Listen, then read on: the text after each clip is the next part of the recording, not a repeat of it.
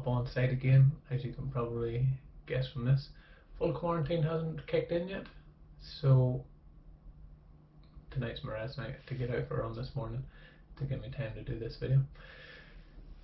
Something a little bit different this week. Lots of time people ask me how did I get into running 200 miles and ultra running, and it's very strange and a hard one to answer. Anybody that has been listening or followed my blog will know that I came from a triathlon background, first of all. But before the triathlon background, I actually started in running pretty much age of 29. I was a couch potato and decided I needed to get fit. But I suppose if you dive a little bit deeper and go back 20 odd years before that, I was always a quiet, reserved, shy person. Still am to a certain degree. I know it doesn't come across, maybe, or maybe it does in the video, but so I've always been quiet, relaxed, kind of keep to myself. So I suppose team sports, played soccer growing up at school, worked quite early, whenever from quite a young age. Hadn't really an awful lot of time for sport. My early 20s to my early 30s, my early 20s to my late 20s, turning 30 was whenever I decided to do marathon. I was enjoying life with my lovely wife and my new family. Eating too much. Definitely eating too much. Too many nights out with Louise. And just enjoying life. Didn't do any physical exercise whatsoever from probably the age of 14, 15 whenever I left school.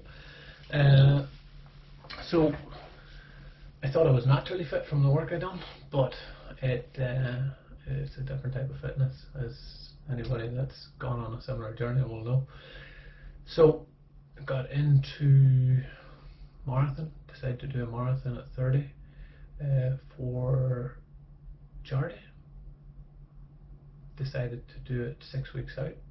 In fact, I lied, the first one wasn't for charity. It was just kind of 6 weeks before a marathon. My brothers and one of his mates had been training for a marathon and had done a lot of training, and I thought, I can train for a marathon in 6 weeks. Knew nothing about running, knew nothing about the distance, and inevitably after about 3 weeks of shin splints and bad shoes and all the rest, just give up, didn't run. Didn't think much of it for another year until the same marathon come back around the following year. So I was 30 coming 31 at the time, and a good friend decided that we would do the Belfast Marathon. He was going to come over from the States to do it, and we did it. Tough. 4 hours 35 I think it was, and I decided that I could do it quicker. I kept training, and lo and behold, 3 months later I did another marathon at 4:15. Had heard about the Ironman triathlon and thought, man, that'd be a nice challenge. I don't really want to just keep running. Road running has never been my thing. Hill running, trail running, I've always enjoyed.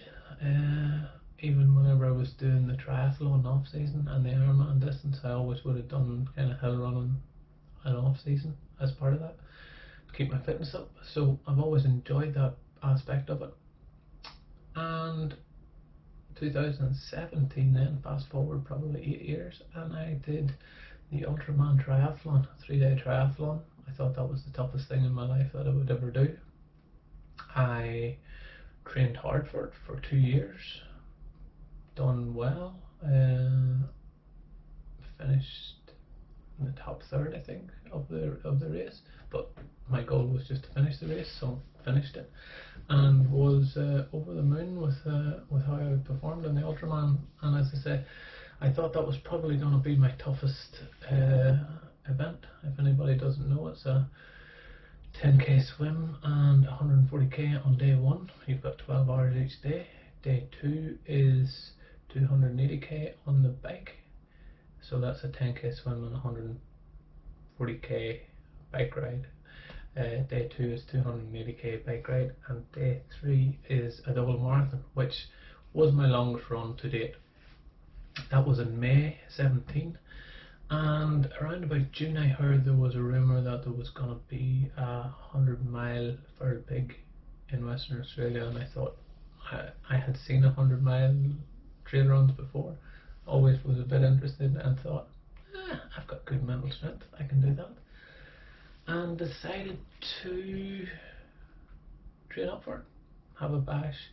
10 weeks out from the race and having about 2 months or 3 months of easy time after the Ultraman triathlon, so I wouldn't have been anywhere near peak fitness at that point either, certainly not running fitness.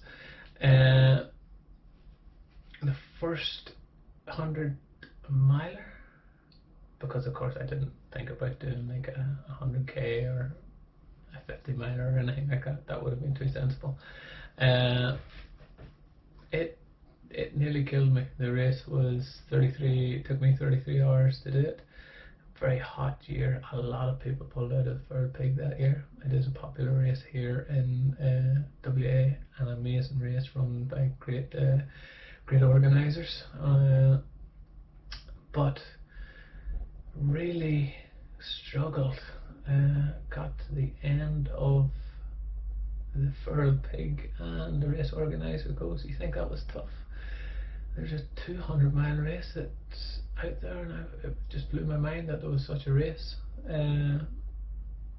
So of course the following year there was going to be the first 200-mile race in WA, and I just knew I had to give it a go, and that's how I got into running 200-milers. So yes, it seems like it's and this is probably where I'm going with this video, yes, it seems like the journey has been from 2017 to 2000 to now 2020 we're in, where I've completed 200-milers, 2 100-milers, quite a few marathons, even in just training. It's been a steep learning curve in them 2 years to get to where I am now. But I suppose the 10 years of doing the Ironman triathlon with 6 Ironman and an Ultraman under my belt taught me a little bit about training, how to get the best out of the body, how to perform well, how to peak at the right times, things like that. So it's not totally alien from me. I think back over the last kind of 20 years, getting old. Think back over the last 20 years, what I did between the ages of 20 and the ages of 30 was pretty much zero, as I say, hitting nearly 100 kg at the time, very much overweight, very much unfit and totally not right, to the following 10 years has been a huge transformation. It hasn't been quick, it hasn't been easy, it's been very enjoyable. It has really broadened my outlook on life, I suppose. It took on the journey from that very first marathon that I decided to do. It has really showed me that I can push myself till unknown limits at this stage. I still haven't put a cap on it. I don't know if 200 will be the peak of my endurance events. There is certainly a few other things that I want to do in the next 10 years, but I suppose for anybody that's out there that's done a 50k or a marathon or 25k's or anything, I know it might seem slow and it might seem like your fitness is taking a long time to develop, but that's where the quality will come in. Keep at it, keep trying. keep pushing yourself is probably the biggest thing that I've learned. Don't settle for, I've done half a marathon now, it's okay, I don't need to do any more. I've done a marathon now, I don't need to do any more, because I've seen and watched them people come and go, and they slip back into their old ways, and it's just, you know, they haven't progressed, they haven't pushed themselves, and that's, I'm not saying that everybody should be doing that. What I'm saying is, I've had a very enjoyable journey by thinking of something different to do for the first 6 years. And whenever I was doing the triathlon, Ironman triathlon, it was I wanted to go quicker, I wanted to go quicker, I wanted to go quicker, and I got quicker. I pushed myself, and I reached goals, I set goals, and it was really enjoyable. And then I just needed a different challenge, hence the Ultraman, because I knew I was getting comfortable again. Usually whenever my life gets comfortable, I start slipping back into my old ways of eating too much and sitting around and having too much time on my hands, and I need that stepping out of my comfort zone to keep me sharp, keep me focused, keep me moving forward, I suppose. So if you're there and you're sitting and you've done a 50 miler or a 50k, and you're thinking, should I step up, should I not step up in the ultra distances, I would highly recommend it. Come up with a good plan of how you're going to get there. Give yourself time, maybe not jump in straight away like I did and just kind of try and do too much too soon. There is a lot to be said to be building up, because even though I survived the first 100k, as opposed to the following kind of 8 months later whenever I would have done WTF, the 100k, it was still tough, it was still brutal. Took me 25 hours or whatever it was. It was an easier course, granted, but I felt like I was progressing at that stage. So it does take time, but if you're prepared to work through it, you will get there, and it will be an amazing journey if you let it. So look, a lot of people, as I say, maybe watching the channel thinking, why did he ever start the thing, start 200 milers? That gives you a little insight into my head. Do I recommend for anybody to do a 200 miler? Absolutely, 100%. I met a lot of people last year at the Delirious West that had went from running just 18 months to doing a 200 miler. It can be done, and you can enjoy it. It will be tough, it will be hard, but you can do it.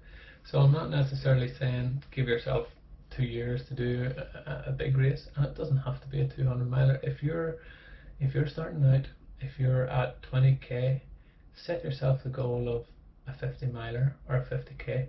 Don't settle for just doing something that you know you can do. Don't settle for a marathon if you know you can already run 30k. Do a marathon as part of your training to get to the 50k or a 50 miler. Perfect. But continue to push yourself. That's where you'll grow.